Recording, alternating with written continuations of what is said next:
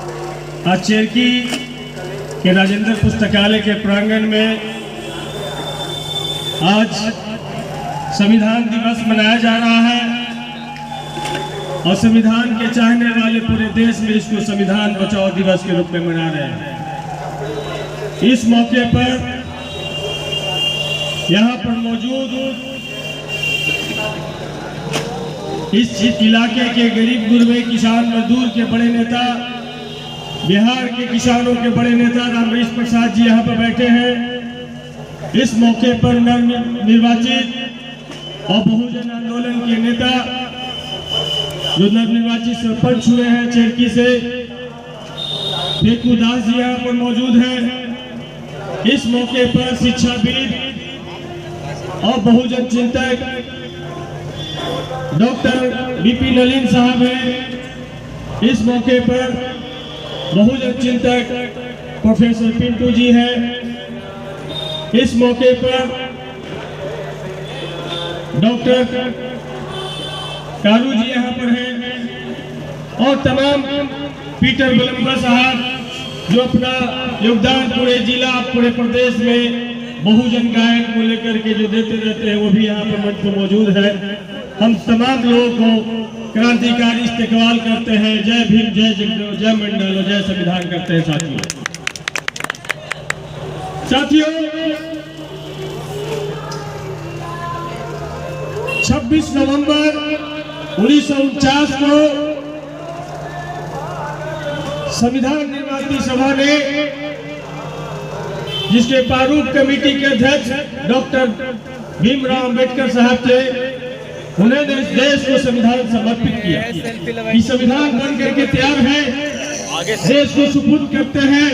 अब इसको लागू करना सरकार की जिम्मेदारी है। जो 2 महीना बाद 26 जनवरी 1950 को इस देश में संविधान लागू हुआ। तो संविधान लागू होने के पहले और संविधान लागू होने के बाद जो फर्क हुआ है उस पर आज बात होनी जरूरी है। संविधान एक किताब मात्र नहीं है। ये संविधान सिर्फ किताब नहीं है। ये बरसों से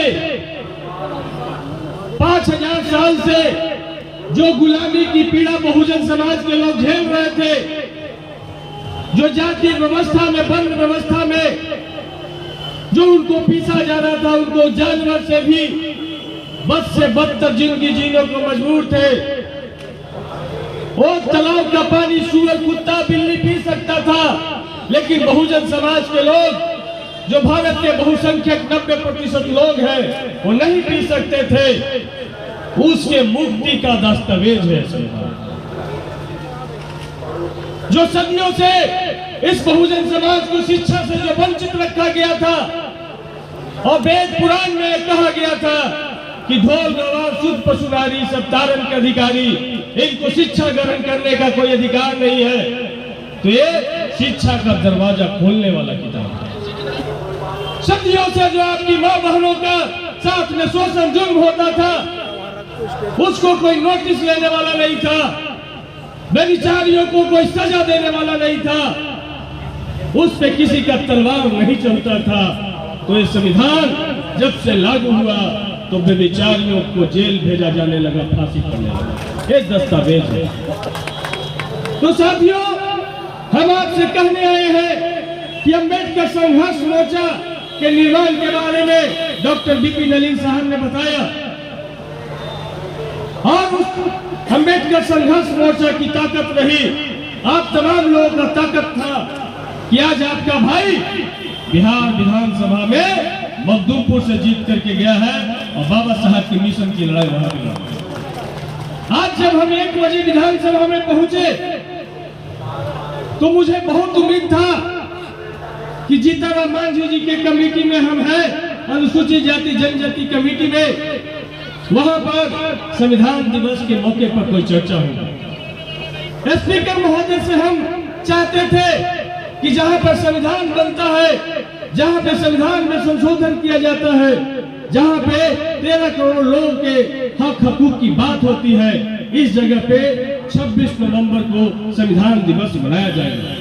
लेकिन मुझे कहते हुए बड़ा दुख होता है कि जहां पे हम सब लोग संविधान की शपथ लेते हैं वहां पर संविधान की चर्चा नहीं होती।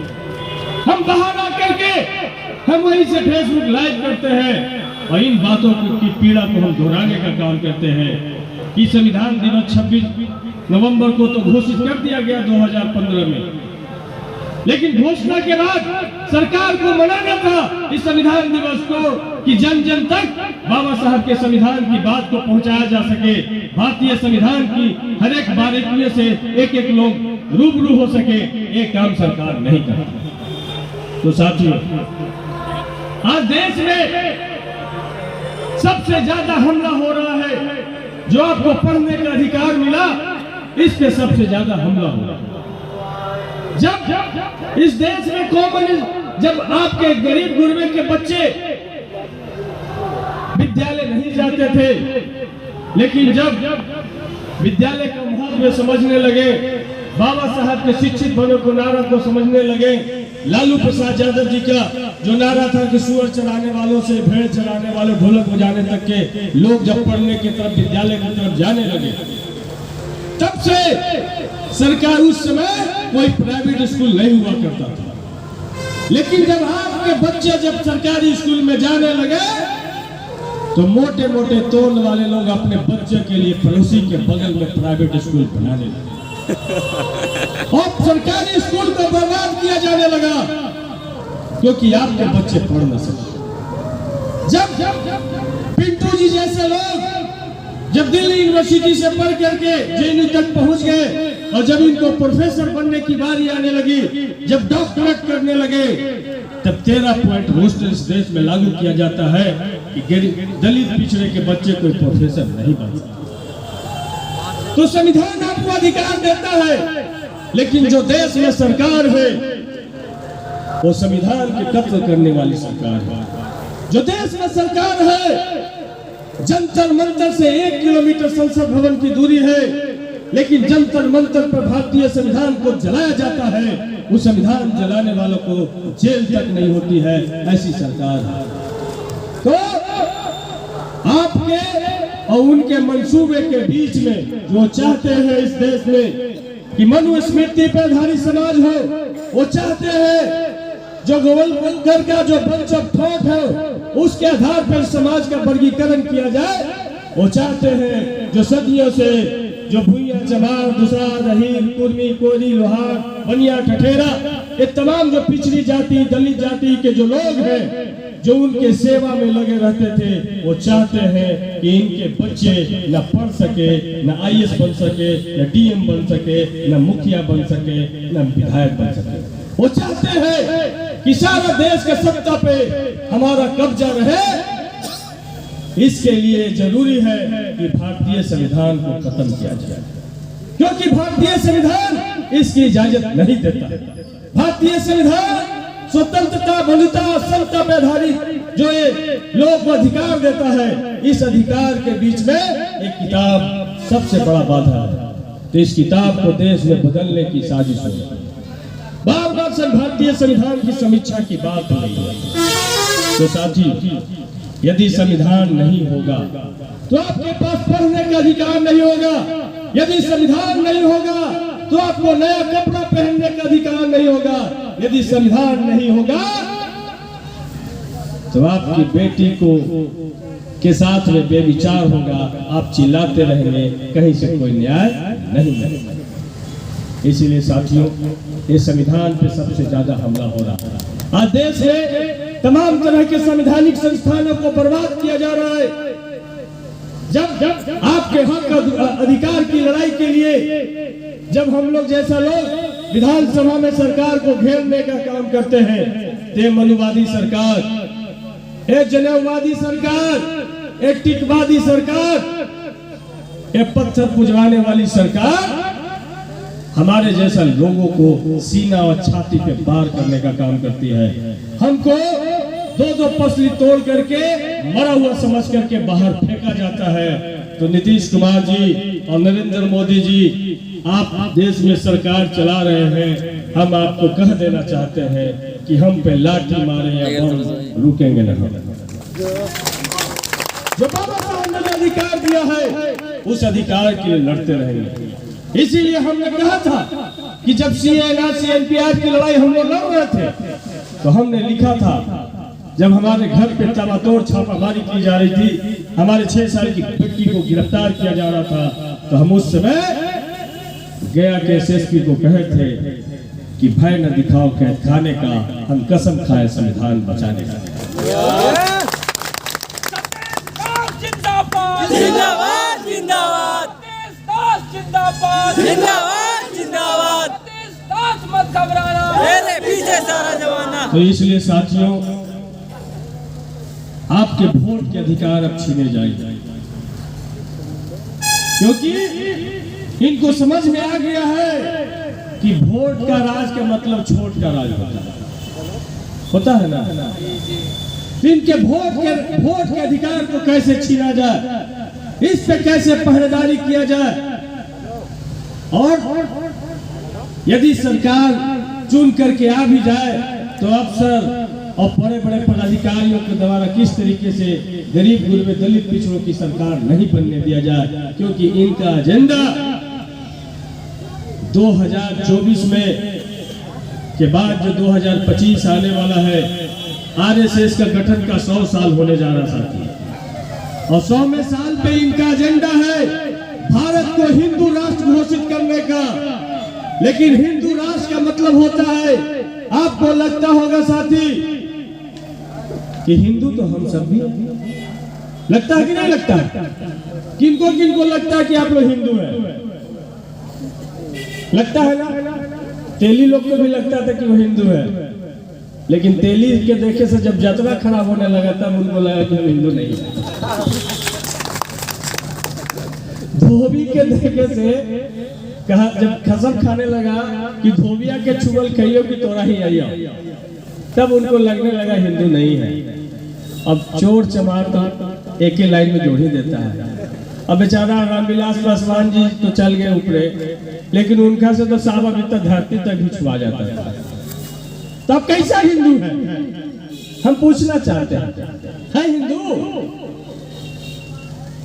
अगर आप हिंदू होते तो भारत के राष्ट्रपति तो सबसे उच्च पद पर बैठे हैं, उनसे ऊंचा कोई पद है भारत में? तो सोमनाथ का मंदिर उनसे छुआ था। सोमनाथ के मंदिर के गर्भगृह में भारत के राष्ट्रपति को नहीं ढुकने दिया गया, कहा गया शूद्रों के यहाँ प्रवेश वर्जित है, आप बाहर निकलिए। इसकी जांच चल रही है। पुष्कर के मंदिर में भारत के राष्ट्रपति अपने पति पत्नी जाते हैं, उनको मंदिर में नहीं ढुकने दिया जाता है, सीढ़ी पे बैठ करके उनको पूजा करना पड़ता है। इसलिए साथियों, आपसे जब वोट लेना होता है, जब इस देश में दंगा कराना होता है, तो दलित पिछड़ों को हिंदू बना दिया जाता है, लेकिन आपको जब अधिकार देना होता है तो भूया चमार गुवार में बांट दिया जाता है।